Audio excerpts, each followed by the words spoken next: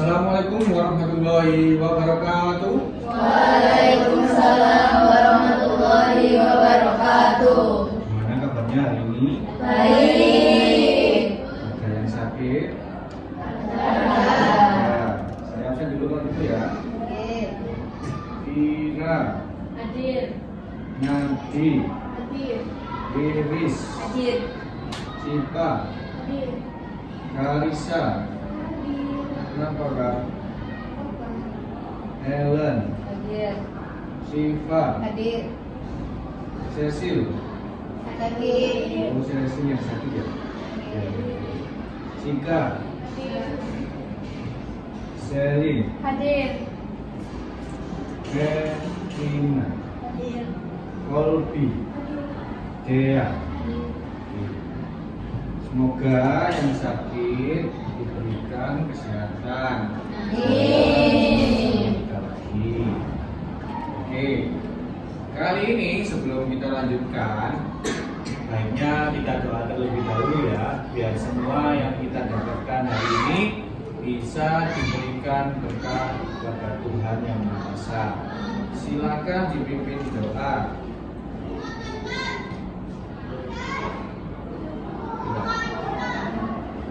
Sebelum mulai pembacaan pada siang hari ini, marilah kita berdoa sesuai kepercayaan dan keyakinan masing-masing. Berdoa mulai. Berdoa selesai. Memberi salam. Selamat siang, Pak. Selamat siang, kembali lagi di Informatika bersama Pak Ipul. Oke, siang ini kita akan membahas lagi tentang kecerdasan artifisial.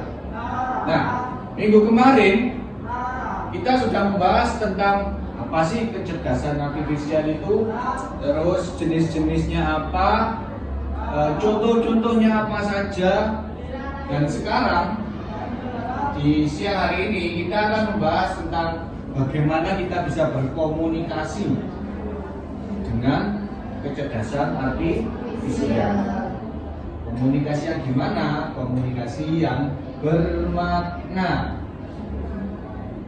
Sebelum itu kita refleksi terlebih dahulu. Apa sih kecerdasan artifisial itu? Sistem atau pandangan yang meniru kecerdasan manusia untuk menyelesaikan tugas tertentu menggunakan algoritma disebut kecerdasan artifisial. Ya, betul sekali. Kecerdasan artifisial itu intinya seperti AI, ya, AI itu bahasa Inggrisnya, yaitu artificial intelligence. Kecerdasan yang seperti manusia,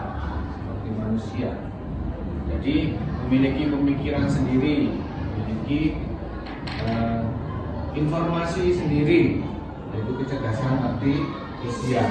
Contoh-contohnya seperti halnya GPT, AI, Gemini, banyak lagi ya.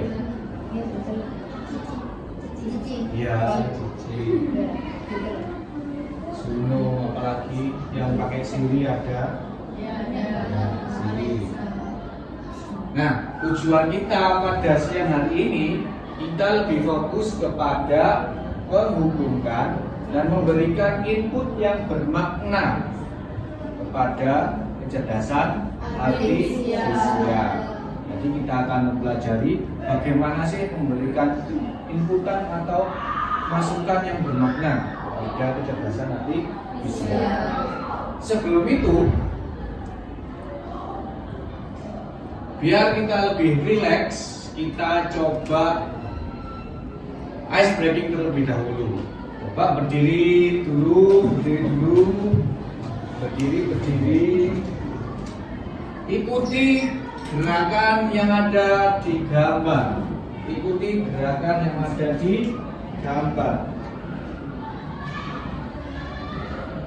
Selagi perintahnya belum berubah, jangan berubah, ya. Selagi perintahnya belum berubah, gerakannya jangan diubah. Sudah siap? Siap. Oke.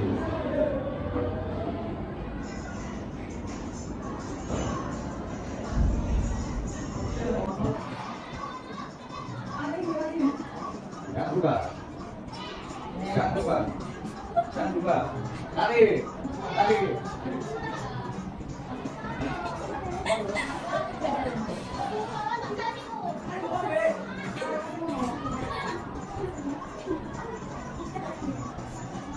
Ya, udah, balik, udah, balik, udah, balik, udah, balik, udah, balik, udah, balik, udah, balik.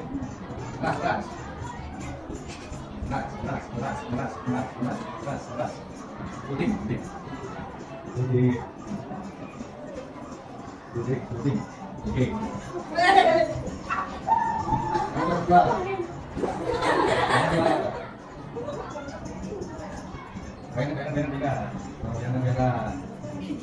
Oh yang kanan. Oke, sekarang terus ke kanannya, terus ke kanannya. Terus ke kanannya. Terakhir. Terakhir.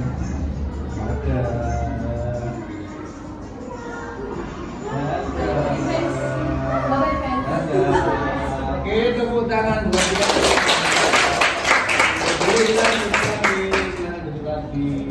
Sudah mulai ada pemanasan. Nah, dari SBD itu tadi, pemanasan itu tadi, kalian juga sudah belajar memahami perintah, mengikuti perintah. Perintahnya sudah selesai apa belum? Ada perintah yang lain apa tidak? Mengikuti perintah sesuai perintah yang diberikan sampai selesai, sampai ganti perintah yang baru. Seperti halnya ChatGPT, Gemini, dan kecerdasan artifisial yang lain. Menunggu perintah apa sih yang akan diperintahkan? Tidak hanya bergerak sendiri, ya. Kalau manusia kan bisa bergerak sendiri, punya well-being, punya keinginan sendiri. Sedangkan kalau kecerdasan artifisial perlu sebuah perintah. Ketika ada sebuah perintah, apakah kecerdasan artifisial ini bisa salah? Bisa. Bisa? Bisa. Bisa.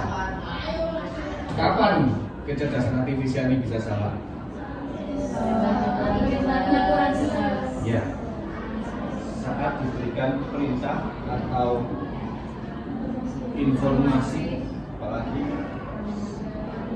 ya permintaan yang kurang jelas, bahasanya yang kurang kata, bahasanya yang nggak jelas, kurang spesifik, itu chatbot juga bisa salah. Tapi kembali lagi, pengguna yang memberikan perintah itu yang membuat kesalahan. Contohnya ini juga, ini yang berbentuk video.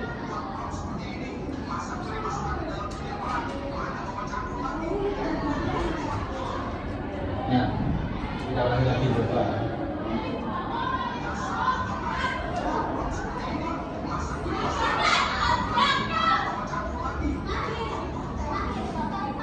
Ya, dari hasil rendering tadi, ini kan sebuah video, tapi semua itu didasari dari perintah, dan yang membuat video ini tadi adalah AI, ya, kecerdasan artifisial. Jadi perintahnya ya mengikuti yang diperintahkan, mengikuti usernya. Ketika user memberikan inputan yang nggak jelas itu tadi, masa di dalam perang seorang pakai kemeja bawa pacu, ini kan bukan bawa senjata, setidaknya senjata tajam, ya, bukan senjata untuk pesawat. Jadi kira-kira mengapa chatbot bisa salah? Perintahnya kurang spesifik. Perintahnya kurang spesifik, kata-katanya nggak jelas. Ya, pemberian kata atau penjelasannya yang ambigu. Jadi intinya yang salah itu siapa? Dua-duanya. Dua-duanya. Ya. Dari user yang salah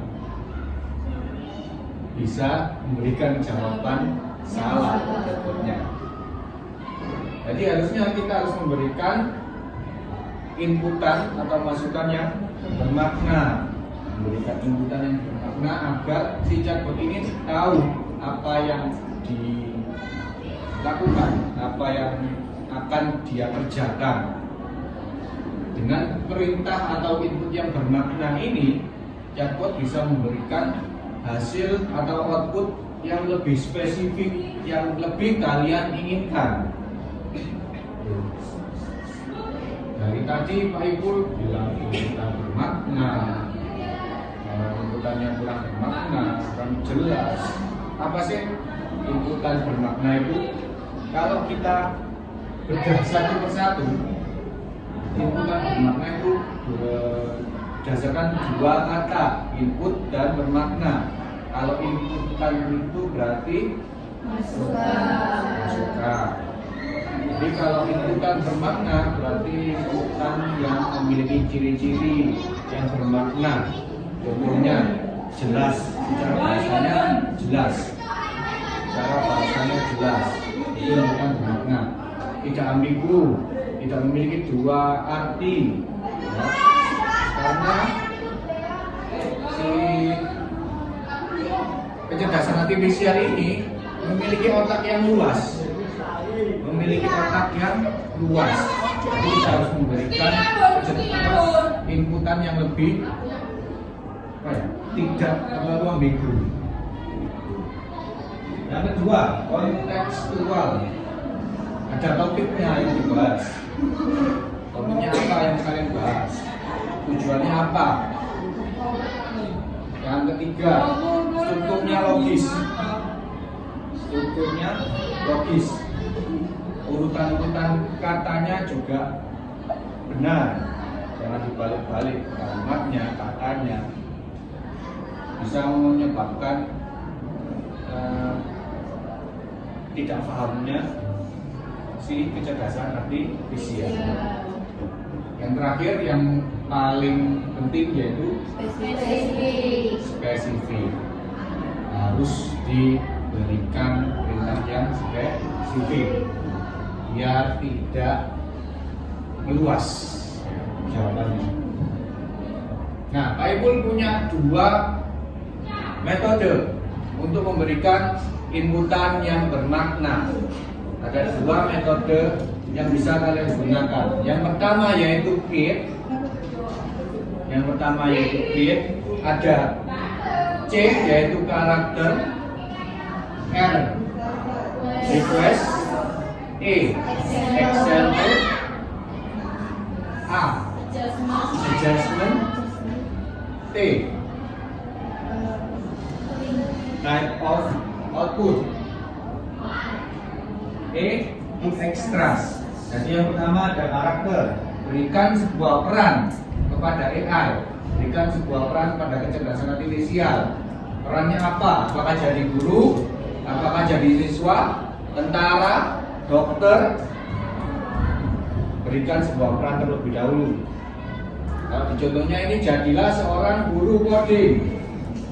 Selanjutnya berikan tugas, jelaskan permintaan kalian.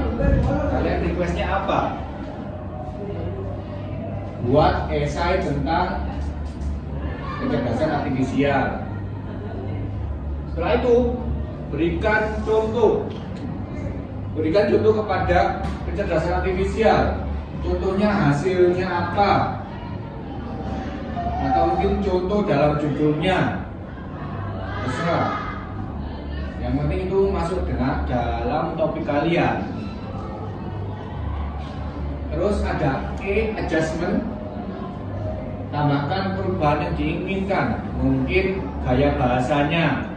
Kayak kalian ingin memberikan gaya bahasa yang sebaya dengan kalian.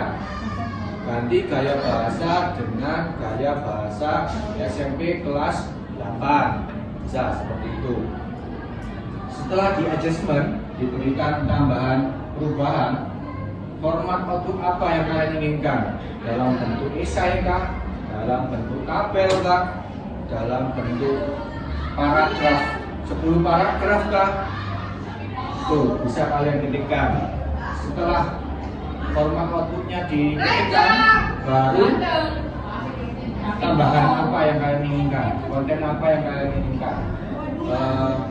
Mungkin paragrafnya ada 10, silakan buat lebih dari 10 paragraf itu tambahannya. Itu untuk create. Jadi masukkan karakternya, masukkan request yang diinginkan, beri contoh, lalu beri tambahan perubahan. Setelah itu format output apa yang kalian inginkan, lalu konteks yang kalian ingin tambahkan itu seperti apa. Ini lebih spesifik daripada kalian memberikan input yang terlalu ambigu. Yang kedua, ada yang namanya start. Ada yang namanya start. Ada S, situation, ada T, task atau tugas, ada E, action, ada R, result. Ada situasinya. Kalian situasinya dalam gimana? Contohnya di sini ada saya seorang guru, mungkin saya seorang siswa kesulitan dalam mengerjakan soal matematika. Terus tugas yang kalian ingin berikan apa? Di dalam soal ini materinya tentang tabel, mungkin materinya tentang algoritma, atau materinya tentang aljabar. Tuh tugas yang ingin kalian berikan. Terus masukkan actionnya, langkah-langkah yang harus diambil. Kerjakan soal dengan soal ini, masukkan soalnya. Terus ada berapa soalnya, tugasnya apa, kalian ingin kerjakan beserta caranya, actionnya. Setelah itu hasil akhirnya atau resultnya ini silakan kalian tuliskan apa yang ingin ditampilkan dalam bentuk tabel kah, dalam bentuk IC kah, dalam bentuk mungkin kalian tampilkan beserta caranya, atau mungkin tampilkan dengan pilihan gandanya saja. Itu kalian tuliskan juga. Ada 2 metode yang bisa kalian gunakan untuk mendapatkan inputan bermakna ke dalam kecerdasan artifisial. Yang pertama apa tadi? Create. Dan yang kedua adalah start.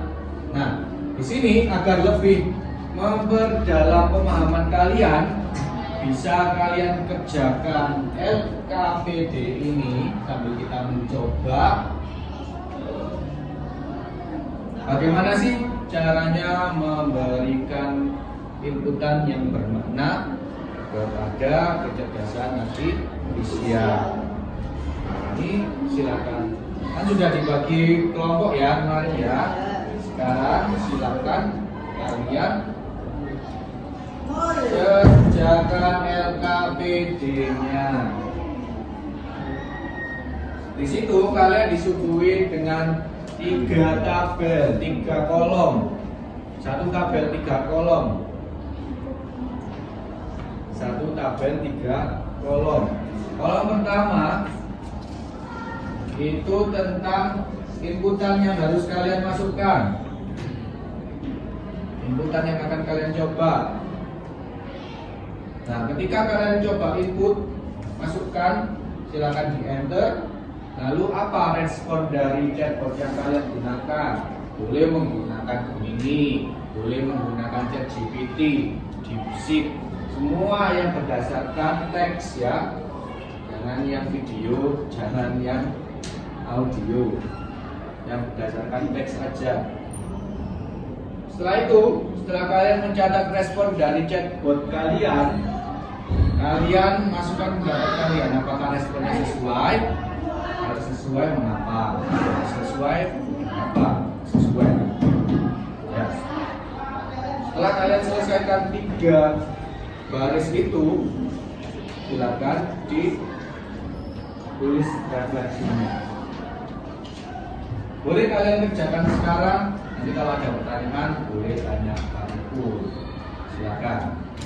Terus, Ya. yang nomor 1 itu kan disuruh buatkan kalimat dengan kata bisa. Itu kalimatnya boleh berupa pertanyaan atau pernyataan. Maksud dari Pak Ipul ini, silakan kalian ketikkan perintah yang ada di tabel ini. Jadi tinggal kalian ketikkan saja, buatkan kalimat dengan kata bisa. Ketik di chatbotnya, bisa di ini, bisa di ChatGPT. Silakan kalian buka chatbotnya terlebih dahulu. Nah, setelah itu kalian masukkan input yang akan dicoba itu. Yang pertama, buatkan kalimat dengan kata bisa. Yang kedua, itu kata panjangan. Yang ketiga, itu sama kata. Pasti akan muncul hasilnya. Satu, dua.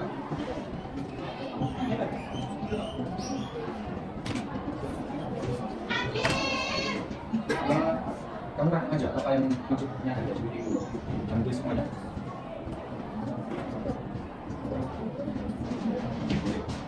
Di sini pasti akan berbeda-beda. Ada yang satu dan yang lain meskipun sama mereknya akan berbeda-beda hasilnya. Bisa jadi kata bisa ini kan merupakan dua.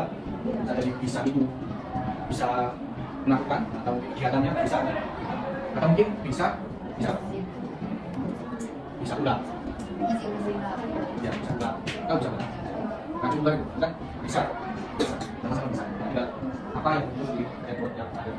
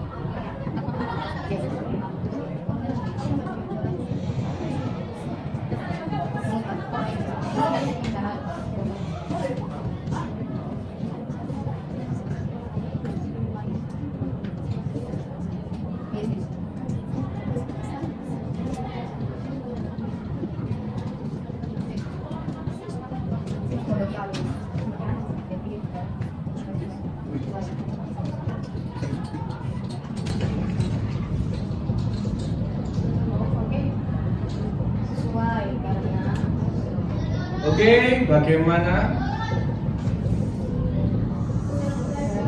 Sudah selesai? Oke. Jadi ada 3 inputan yang kalian masukkan. Mulai dari inputan yang sedikit ambigu. Apa yang diinputkan yang ambigu tadi? kalimat dengan kata bisa. Bisa itu bisa 2 hal. Bisa kemampuan ya, sama ya racun ular, racun hewan itu juga bisa. Nah, setelah kalian masukkan input, baik itu input yang ambigu ataupun input yang bermakna, sekarang coba ada Mbak di sini yang mau menyampaikan refleksinya setelah mengerjakan LKPD tadi. Boleh? Siapa?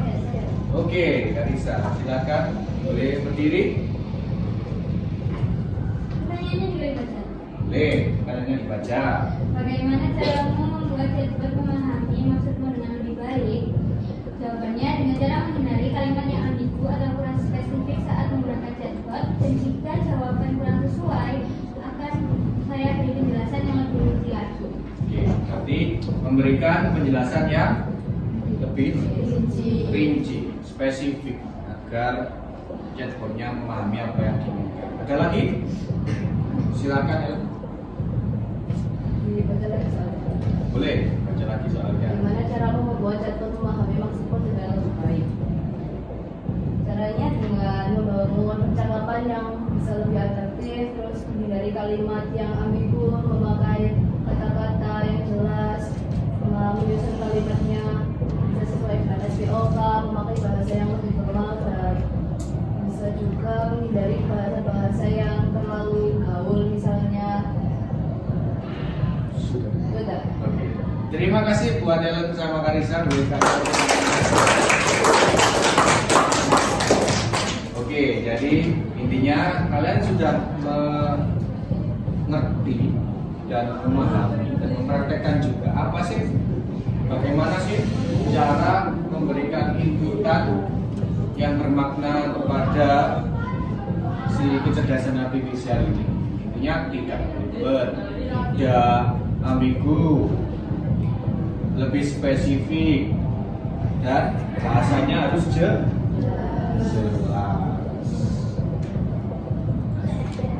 Untuk itu, kalau kalian sudah memahami, saya akan berikan kuis untuk kalian. Nah, kebetulan kita kan di sini tidak membawa HP ya di sekolah ya. Jadi saya akan kirimkan linknya ke grup kelas untuk kalian kerjakan di rumah.